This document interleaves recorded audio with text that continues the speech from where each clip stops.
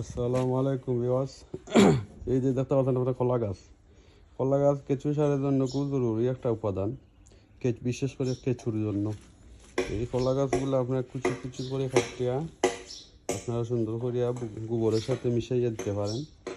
তো দিলে কি হবে, কেঁচু এই কলা গাছটা খাবে, খাইয়া কেঁচু বংশবৃদ্ধি করবে, প্রচুর পরিমাণে বংশবৃদ্ধি করবে।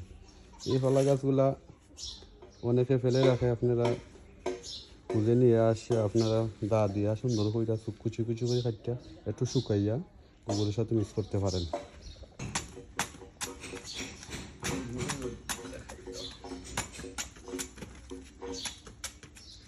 আপনারা এভাবে কাটতে পারেন কলা গাছগুলা।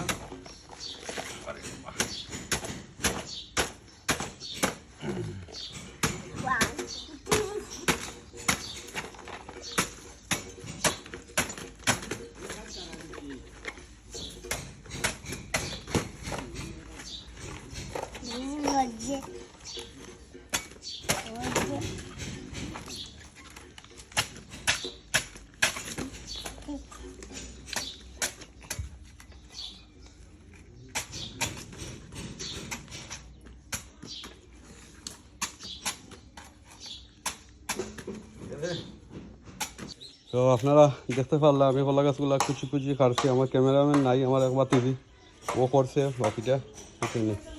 তো এটা একটু রোদ দিয়ে শুকানি লাগবে, রোদ দিয়ে শুকাইয়া আর গোবরের সাথে মিক্স করে দিলে কিছু খাইব, কিছু বংশবৃদ্ধি বালা করবো, কিছু সুস্বাস্থ্য বজায় থাকবো।